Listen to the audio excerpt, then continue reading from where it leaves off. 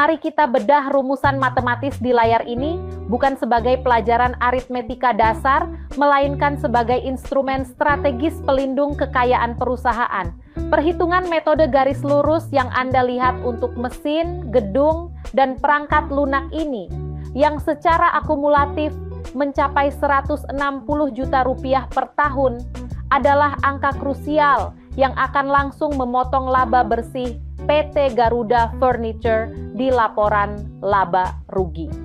Mengapa kita wajib mengurangkan nilai residu sebelum membaginya dengan umur manfaat?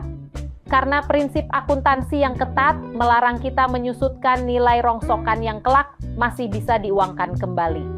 Namun, senjata rahasia di balik beban 160 juta ini terletak pada efek tax shield atau pelindung pajaknya.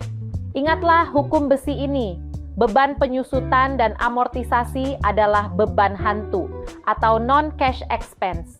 PT Garuda tidak benar-benar mentransfer uang tunai 160 juta tahun ini kepada siapapun.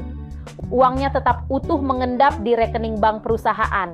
Namun secara legal di atas kertas pembukuan, laba perusahaan sengaja ditekan agar tagihan pajak penghasilan yang dibayarkan ke negara ikut mengecil.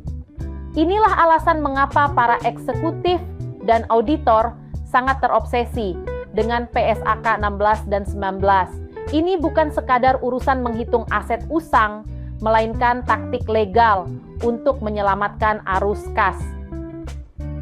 Mari kita lihat bagaimana angka-angka matematis tadi diresmikan ke dalam pembukuan perusahaan pada penghujung tahun, tepatnya pada saat tutup buku tanggal 31 Desember 2022. Di layar Anda tertera 3 jurnal penyesuaian yang sekilas tampak seperti rutinitas administratif biasa. Namun, sebagai analis keuangan, Anda harus jeli melihat kejeniusan di sisi kreditnya. Kita tidak pernah mengurangi nilai aset itu secara langsung. Kita tidak mengkredit akun mesin atau gedung, melainkan menciptakan akun baru bernama akumulasi penyusutan. Mengapa manuver ini sangat krusial? Ini adalah hukum transparansi finansial absolut. Dengan memunculkan akun kontra aset ini, PT Garuda Furniture secara jujur melaporkan kepada investor dan bankir dua realitas yang berjalan bersamaan.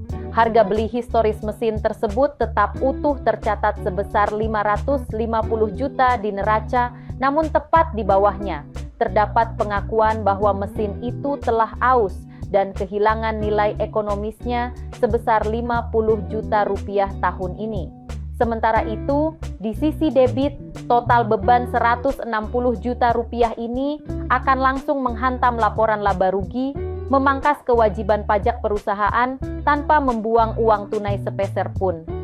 Inilah tarian akhir tahun para akuntan, menurunkan laba secara legal sambil menjaga keaslian rekam jejak aset. Berikut adalah tabel ringkasan beban tahun 2022 Garuda Furniture. Mari kita perhatikan titik kulminasi dari seluruh manuver akuntansi yang telah kita bahas. Wujud nyata dampaknya pada laporan keuangan akhir tahun. Di layar Anda, laporan laba rugi memperlihatkan bagaimana beban penyusutan dan amortisasi sebesar 160 juta rupiah secara sistematis memangkas laba operasional menjadi laba bersih di angka 1,34 miliar rupiah. Namun, esensi strategisnya bukanlah sekadar melihat laba yang mengecil. Ini adalah bukti nyata bagaimana beban non-tunai berfungsi sebagai perisai pelindung kas dari beban pajak penghasilan. Beralih ke sisi neraca, Anda sedang berhadapan dengan realitas nilai buku atau book value. Angka-angka neto pada mesin sebesar 500 juta, gedung 1,91 miliar, dan lisensi 80 juta rupiah ini sama sekali bukanlah estimasi harga jual mereka hari ini. Angka tersebut adalah murni sisa biaya historis yang belum dibebankan ke masa depan. Neraca ini adalah cermin kejujuran manajerial sebuah korporasi. Entitas ini menolak menyajikan ilusi kekayaan permanen, melainkan secara transparan mendeklarasikan bahwa seluruh infrastruktur pembangun laba mereka sedang bergerak pasti menuju angka nol. Mari kita segel seluruh pembedahan kasus PT Garuda Furniture ini dengan satu dalil absolut. Tata kelola aset bukanlah sekadar administrasi kepatuhan, melainkan seni mengomunikasikan realitas ekonomi perusahaan. Keempat poin kesimpulan di layar Anda ini adalah cetak biru pertanggungjawaban manajemen tingkat tinggi.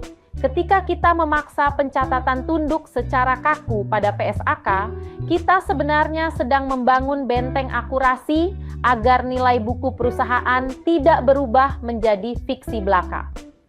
Prinsip alokasi biaya melalui penyusutan dan amortisasi membuktikan bahwa pengorbanan modal di masa lalu tidak diakui secara brutal dalam satu malam, melainkan diiris secara presisi untuk mengawal ritme operasional mesin tersebut dari tahun ke tahun. Memang benar, pembebanan 160 juta rupiah ini secara matematis menggerus laba bersih tahun berjalan.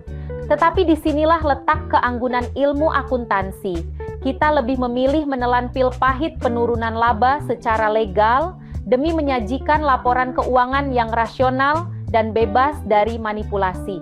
Pada akhirnya, neraca yang kita hasilkan bukanlah etalase harga lelang yang utopis, melainkan sebuah proklamasi jujur tentang seberapa besar sisa nyawa ekonomi dari infrastruktur yang sedang menopang masa depan perusahaan ini.